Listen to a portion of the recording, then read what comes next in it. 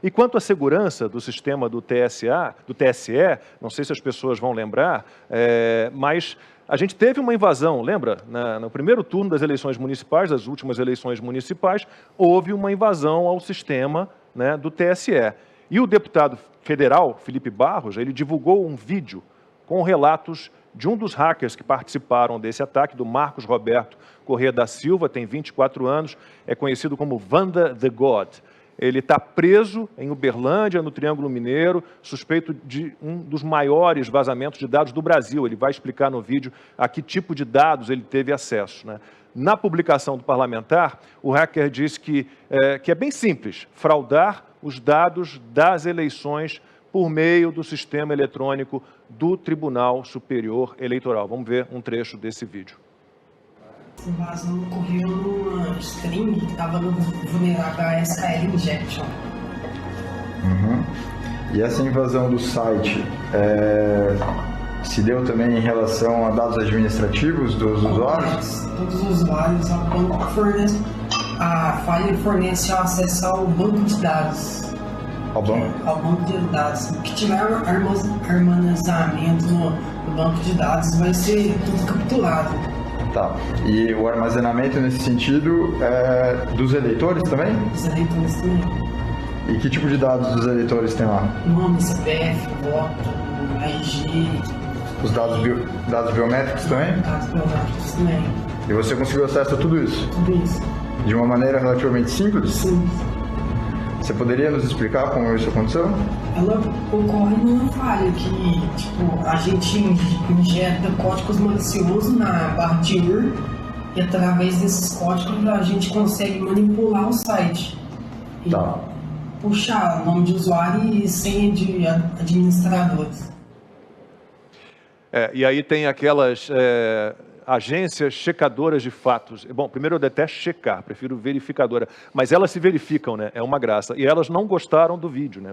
O projeto Comprova, que reúne jornalistas de vários veículos, classificou esse material, que a gente acabou de ver, é um depoimento de um detento, né? de um preso, de um hacker, né? Classificou esse material como desinformação. Acho que a gente tem a imagem para mostrar, né, sobre o veredito, sobre o resultado dessa verificação de fatos, que é algo que incomoda terrivelmente. Silvio quer falar um pouquinho dessa história de agência checadora de fato? Eu sou do tempo, Lacombe, em que a gente estudava jornalismo para ser repórter, talvez virar editor, um dia chegar a colunista, né? E não para ser checador da opinião dos outros, né?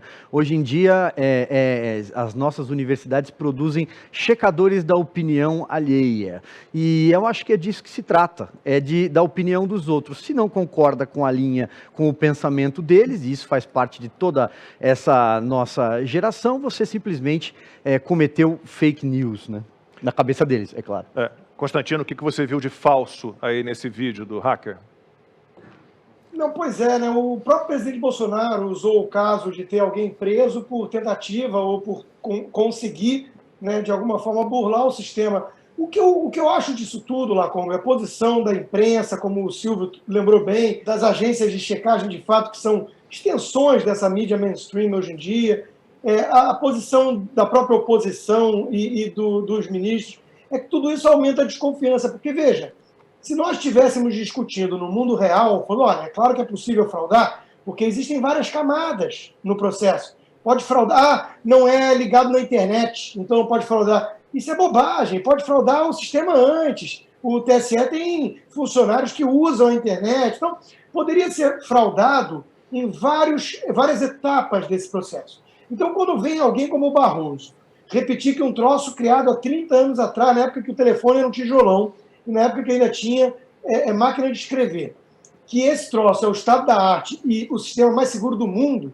e nós temos que acreditar que os Estados Unidos, a Inglaterra, o Canadá, a França, o Japão, meu Deus do céu, não usam isso. O Japão coloca tecnologia avançada nas privadas. E eles, de repente, não usam isso. Por quê? Por falta de capacidade tecnológica. Isso tudo aumenta a desconfiança, porque é óbvio que pode ser fraudado. Isso é evidente, né? O Barroso, a Ana Paula já lembrou a história do La Garantia Sojou. O Barroso resolveu gravar alguém que se enxerga como iluminado, como ungido e quer empurrar a história, na direção que ele vê como progresso, né? Esse sujeito que faz lives com o Felipe Neto, né, sobre política, ele, que antes de ser ministro do Supremo defendia alguém como Cesare Battisti, né?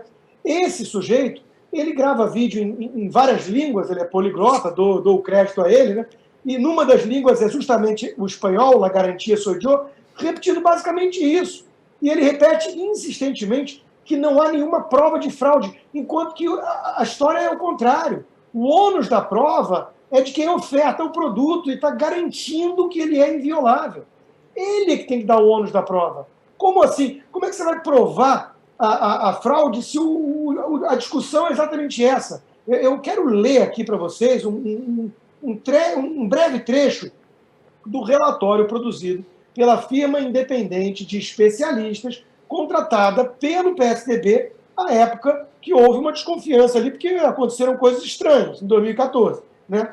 E um dos trechos diz: o sistema eletrônico de votação do TSE não foi projetado para permitir uma auditoria externa, independente e efetiva dos resultados que publica. Diz um outro trecho: o sistema continua especialmente vulnerável contra um fraudador interno. O líder dos tucanos à época, o deputado Carlos Sampaio, leu esse resultado todo, né, e dizendo o seguinte: a conclusão é que não deu para chegar a conclusão nenhuma. Ou seja, é uma caixa preta. É um sistema que ninguém de fora conhece direito como funciona, o que por si só, repito, já mina a confiança na democracia, e que especialistas na área tentam averiguar o que aconteceu e concluem que não dá para chegar a uma resposta. Como é que nós vamos confiar num negócio desse? Então, diante disso tudo que nós e vários outros estão expondo, dou aqui os devidos créditos ao próprio deputado Felipe Barros, relator, já mencionado, a deputada Bia Kicis, autora da PEC, e tantos outros que estão batendo nessa tecla e tentando mostrar que ela é algo suprapartidário, né? E estão sendo tratados como golpistas, como se tivessem, de repente, criado essa narrativa preparando alguma coisa para se o Bolsonaro perder no que vem. Ou então, discurso de derrotado. Todos eles foram vencedores, todos eles venceram. E eles adotam essa bandeira há anos. Então, é muita inconsistência. Quando a gente vê essa concertação toda, como colocou o Silvio, isso eleva o grau de desconfiança, que para quem está atento já é elevado, né, já é alto, para um patamar de intolerância. Intolerância. E aí, como você bem lembrou, os mesmos que soltaram o Lula, o maior corrupto da história do Brasil, que o tornaram elegível, tendo que, para isso, destruir a Operação Lava Jato, rasgar totalmente a Constituição e usar uma filigrana jurídica, uma coisa ridícula, de territorialidade, de o Moro ser suspeito, né? Não é o Toffoli que é suspeito, nem o Lewandowski, nem o Alexandre de Moraes tucano. É o Moro que era suspeito de julgar o Lula. Né? Tudo isso muito escancarado, a gente só pode concluir uma coisa: estão preparando um golpe. O cheiro no ar é esse. E eu diria que é um cheiro insuportável. E o Rodrigo deu o gancho aí de todo mundo que defendia mais transparência, né, na nossa votação, nosso sistema eleitoral, nosso sistema de apuração, né, e mudou de opinião. Então, antes de voltar para a Ana, deixa eu só dar um recadinho, né, antes da gente ir para alguns vídeos que mostram como muitos políticos, né, defendiam mais transparência. O Rodrigo citou um, né, o então líder do PSDB na Câmara, mas há muitos outros. Mas antes é o seguinte: não se esquece, por favor, não se esqueça, você pode assistir a este programa diretamente no nosso site, tá? Programa4x4.com. Lá você também tem acesso às nossas redes sociais e aos outros conteúdos do programa.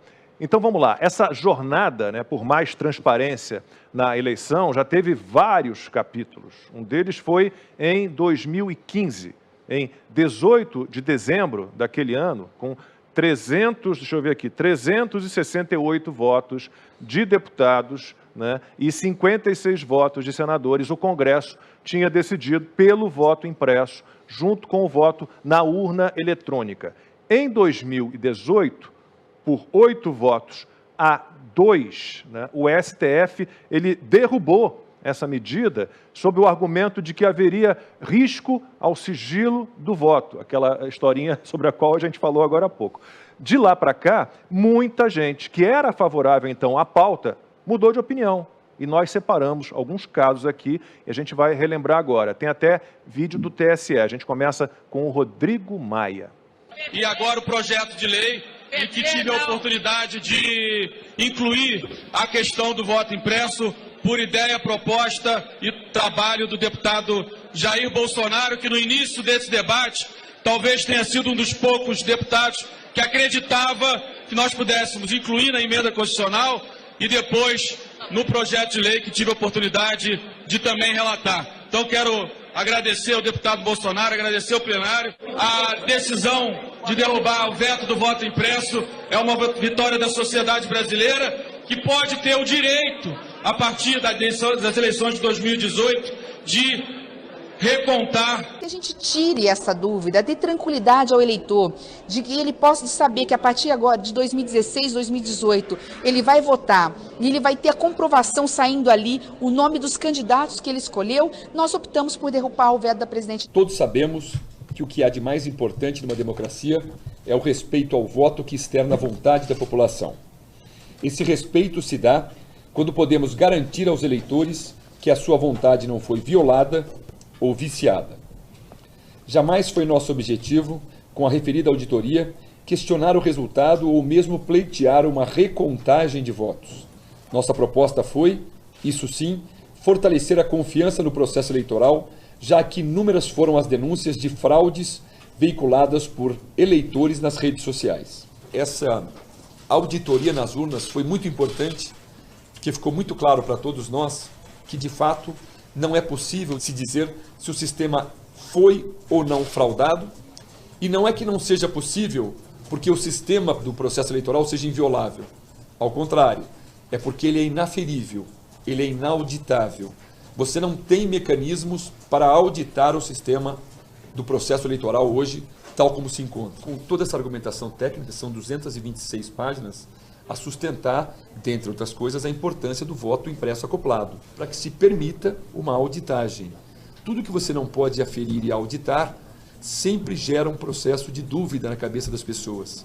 E por isso que eu digo que a nossa ideia é longe de confrontar o TSE, é estar ao lado dele no aprimoramento do processo eleitoral vigente.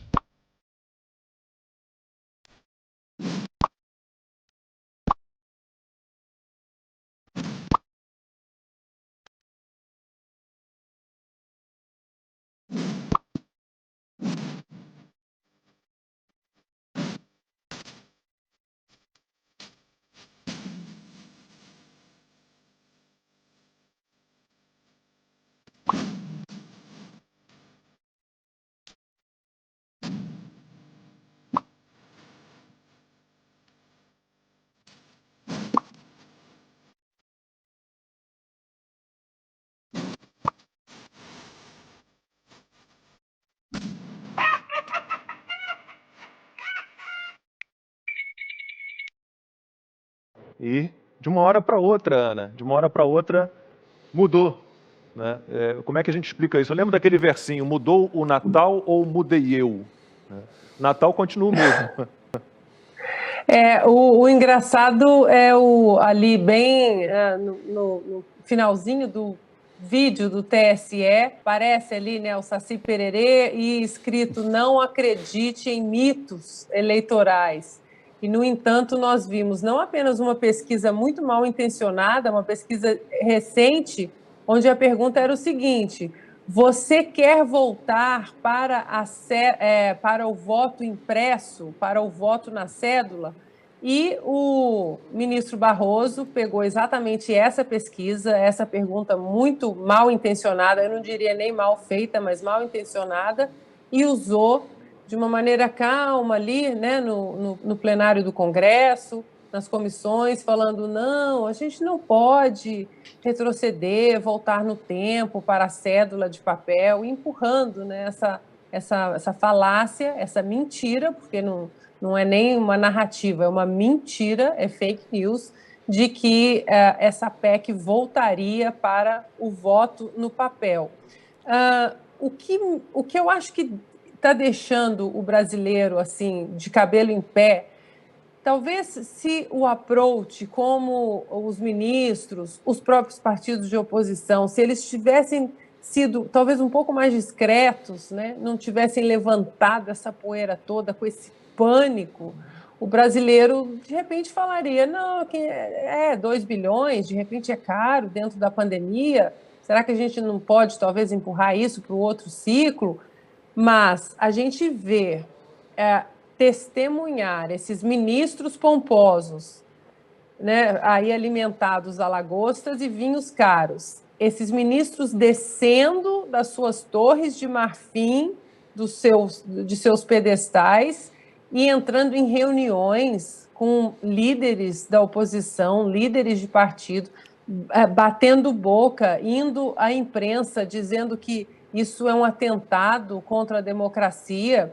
Essa semana também, quem entrou aí no time, no coro contra o voto impresso, foi o ministro Fachin, que deu uma recente declaração um pouco antes do fim de semana, dizendo que, olha isso, vocês não vão acreditar o que ele disse, vou ler as aspas deles, estabelecendo, primeiro ele disse que as críticas, ele subiu o tom nas críticas, né, às eleições, e disse que esse tipo de pauta é a democracia que está sendo imposta em xeque por atores políticos que almejam sequestrar o poder das mãos dos brasileiros.